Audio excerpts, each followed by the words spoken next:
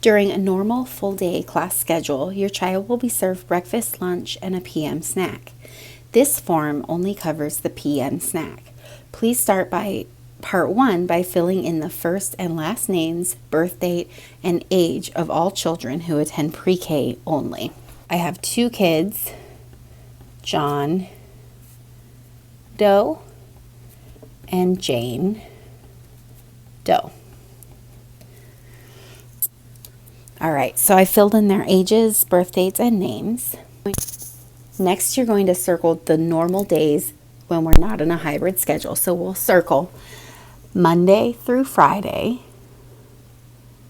And it doesn't matter if you do one big circle or individual circles. Just circle Monday through Friday. And even though we're starting the year in that hybrid model, we are going to eventually, hopefully, go to that full day. And so for your normal hours, we're just going to write in 8 to 3 on both or any kids that you fill in. In the next column, you're going to circle PM snack only. Now, if you accidentally circle breakfast and PM snack, what you can do is just make a line through that and then initial that correction. The next portion of Part 1 covers income eligibility. You're going to check the box that applies to your family.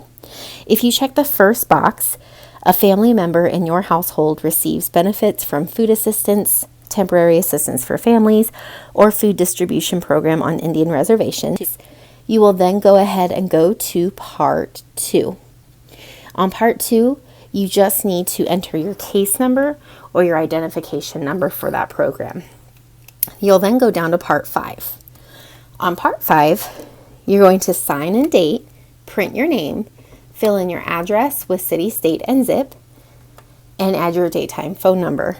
The instructions up here do say you do not need to fill in the last 4 of your social security number if you checked the first box. If you check the second box, one or more of the children in Part 1 is a foster child, you'll go down to Part 3.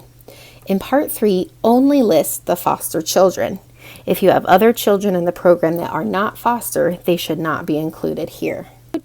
You will then go down to Part 5, sign and date, print your name, fill in address with city, state, and zip, and your phone number. And again, you do not need to include your last 4 digits of your social security number. When you get to the third box, my child may qualify for free and reduced price meals based on household income.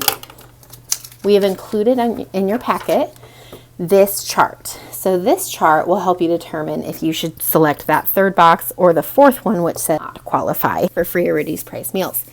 So let's say, for an example, I have a family of 4 and an income of $42,000 a year. So for a family of 4, that income guideline says that I should make $48,000 a year approximately. Since I make less than that, I would select that third box that says my children may qualify. Now let's say a family of 4, if I make $52,000 a year, I make more than that, so then I would know to check the boxes number 4 that says my children will not qualify. Use that to help you determine. Now, if you check the third box, your children may qualify for free and reduced lunch. You will come down to Part 4. In Part 4, you need to list every member of your household.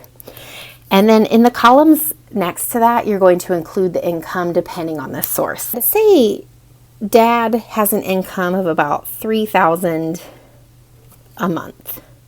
I'm going to write that income under earnings from work, and then I'm going to just check how often, so monthly.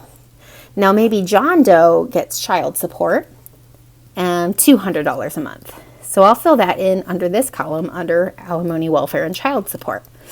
And if he's getting that monthly, I'll just check the monthly.